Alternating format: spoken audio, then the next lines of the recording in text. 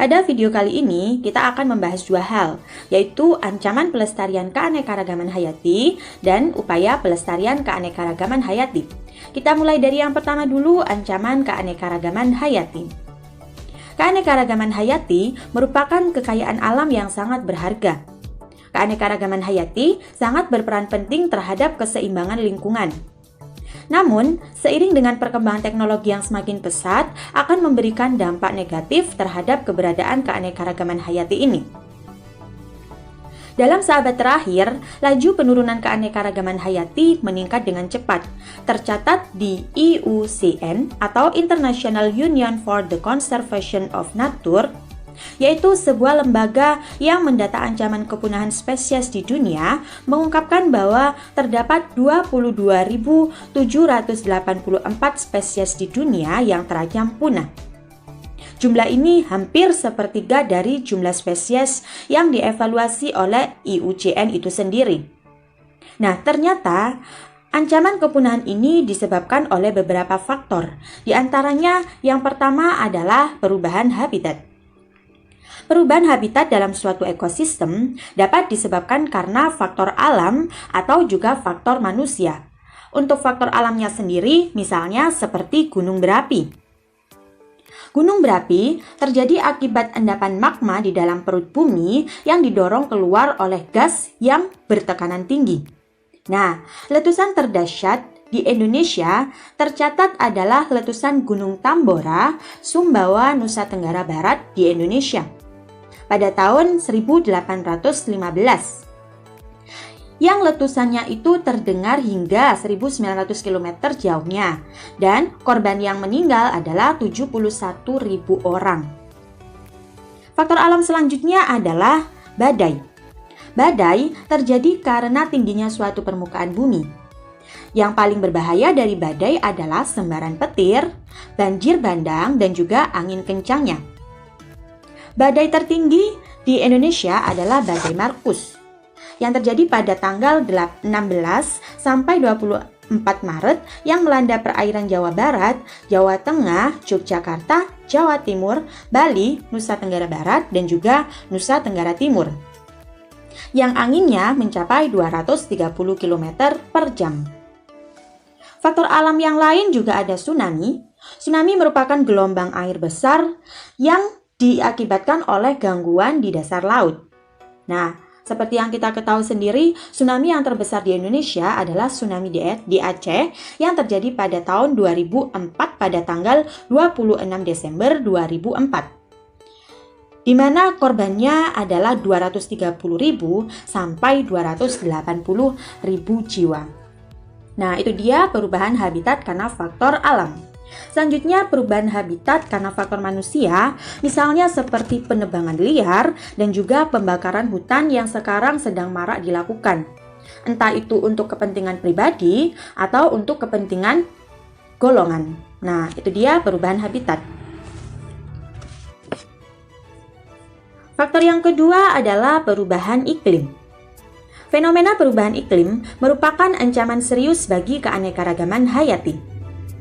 Dengan terus naiknya suhu global, resiko kepunahan tumbuhan dan hewan juga akan semakin meningkat. Pemanasan global telah mengakibatkan mencairnya es di daerah kutub, sehingga mengakibatkan hilangnya habitat bagi beruang kutub dan rubah arktik. Demikian pula kenaikan suhu yang menyebabkan badan air di daerah tropis menguap lebih cepat, mengakibatkan hilangnya habitat ikan dan spesies amfibi di daerah tertentu. Faktor yang ketiga adalah kompetisi oleh spesies eksotik. Apa itu spesies eksotik? Jadi, spesies eksotik adalah spesies yang berasal dari luar yang masuk dengan berbagai cara, baik itu sengaja ataupun tidak disengaja, ke suatu habitat dan berkompetisi dengan spesies asli. Invasi spesies eksotik di daerah tertentu akan mengakibatkan gangguan, bahkan kepunahan spesies endemik di wilayah tersebut. Salah satu contohnya ada di Danau Poso, Sulawesi Tengah. Pada saat itu, tahun 1951, ada ikan mujair yang masuk ke danau tersebut. Masuknya ikan mujair itu ternyata dapat menyebabkan punahnya ikan moncong bebek yang merupakan ikan endemik di danau Poso tersebut. Karena ikan mujair memenangkan persaingan dalam mencari makan, maka ikan asli yaitu ikan moncong bebek ini menjadi punah. Nah, itu dia kompetisi oleh spesies eksotik. Faktor yang keempat adalah eksploitasi berlebihan. Eksploitasi berlebihan itu adalah pemanfaatan secara besar-besaran sampai melampaui daya reproduksinya. Ternyata, berbagai aktivitas manusia itu dapat menyebabkan beberapa kelompok hayati menjadi rawan mengalami kepunahan. Misalnya, seperti penebangan kayu yang menyebabkan terjadinya fragmentasi hutan. Akibatnya apa? Beragam organisme yang hanya dapat hidup di tengah hutan rimba itu tidak dapat bertahan hidup karena kehilangan habitatnya. Misalnya nih, seperti pada orangutan yaitu Pongo pygmaeus, yaitu orangutan Kalimantan ya. Nah, orangutan itu kan hidupnya di hutan. Karena adanya penebangan hutan secara liar, maka pepohonan yang menjadi habitatnya si orangutan itu akan hilang. Nah, akibat dari semua itu, orangutan terpaksa tidak lagi hidup di kanopi hutan, tetapi tergusur dari habitat aslinya dan bisa hidup di bagian yang kurang akan bahan makanan. Nah, kalau misalnya kurang bahan makanan, maka akan mengakibatkan si orangutan ini kelaparan dan lama-kelamaan akan menjadi mati. Kalau mati satu, mati semua akan menjadi punah. Nah, begitu ya. Faktor yang terakhir adalah pencemaran. Pencemaran sendiri ada berbagai macam ya, yaitu pencemaran air, pencemaran tanah, dan juga pencemaran udara. Masing-masing pencemaran ini nantinya akan mengakibatkan hal-hal yang tidak mengenakan pada ekosistem di mana pencemaran itu terjadi. Misalnya seperti pencemaran air. Pencemaran air yang disebabkan limbah yang mengandung fosfat akan mengakibatkan banyaknya tumbuhan alga yang ada di suatu perairan tersebut. Nah, alga ini nantinya akan mengambil oksigen-oksigen yang ada di permukaan air. Nantinya dia akan bersaingkan dengan ikan-ikan yang ada di bawahnya, dan ikan-ikan yang ada di bawahnya itu akhirnya tidak mendapatkan oksigen dari luar dan mengakibatkan ikan-ikan tersebut mati. Selanjutnya ada pencemaran udara yang dapat menyebabkan hujan asam. Hujan asam ini dapat merubah pH tanah yang dapat membuat tumbuhan dan hewan itu akan mati. Nah, seperti itulah ancaman keanekaragaman hayati. Dan dari beberapa faktor ini nantinya akan mengakibatkan kepunahan flora dan fauna baik itu di dunia ataupun di Indonesia itu sendiri. Nah, itu dia beberapa faktor yang menjadi ancaman penyebab kepunahan dari keanekaragaman hayati. Lalu, bagaimana ya upaya pelestarian dari keanekaragaman hayati itu? Nah, ternyata upaya pelestarian keanekaragaman hayati itu dibagi menjadi dua, yaitu pelestarian ex in situ dan juga pelestarian ex situ. Pelestarian in situ adalah pelestarian di mana kita melestarikan flora dan fauna di habitat aslinya. Sedangkan kalau pelestarian ex situ adalah pelestarian flora dan fauna di luar habitat aslinya.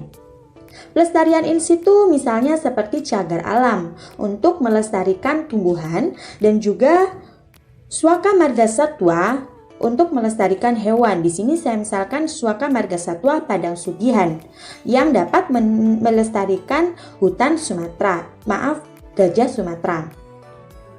Sedangkan kalau pelestarian ex situ, misalnya nih seperti Kebun Raya Bogor untuk melestarikan tumbuhan-tumbuhan dan juga ada Taman Safari untuk melestarikan hewan. Nah, untuk benar-benar melindungi keanekaragaman hayati kita ini, maka ada beberapa upaya pemerintah untuk melindungi keanekaragaman hayati. Yang pertama dengan menerbitkan Undang-Undang Nomor 4 Tahun 1982 tentang ketentuan pengelolaan lingkungan hidup. Kalau kalian baca di situ ada 24 pasal. Di antaranya ada pasal 20 sampai 22 tentang hukuman bagi perusak lingkungan. Jadi jangan macam-macam, kalau misalnya kalian merusak lingkungan nanti akan terkena Undang-Undang Nomor 4 Tahun 1982. Selanjutnya ada Undang-Undang Nomor 9 Tahun 1985 tentang Perikanan, di mana di situ dikatakan bahwa setiap orang atau badan hukum dilarang melakukan kegiatan penangkapan dan pembudidayaan ikan dengan menggunakan bahan atau alat yang dapat membahayakan kelestarian sumber daya ikan dan lingkungannya. Selanjutnya ada Undang-Undang Nomor 5 Tahun 1990 tentang konservasi. Konservasi sumber daya alam hayati dan ekosistemnya nantinya akan ada cagar alam dan suaka marga satwa di situ. Selanjutnya ada Undang-Undang Nomor 5 Tahun 1994 tentang pengesahan Konvensi PBB mengenai keanekaragaman hayati. Menurut undang-undang ini, keanekaragaman hayati adalah semua unsur ekosistem yang penting untuk dijamin karena berperan dalam keberlanjutan kehidupan. Dan yang terakhir ada Undang-Undang Nomor 41 Tahun 1999 tentang Kehutanan. Nah, pada pasalnya tersebut, penyelenggaraan perlindungan kehutanan dan konservasi alam bertujuan untuk menjaga hutan, kawasan hutan dan lingkungannya agar fungsi lindang, fungsi konservasi, dan fungsi produksi dapat tercapai secara optimal dan juga lestari. Nah, itu dia beberapa upaya pemerintah untuk melindungi keanekaragaman hayati. Itu tadi penjelasan tentang ancaman dan upaya pelestarian keanekaragaman hayati.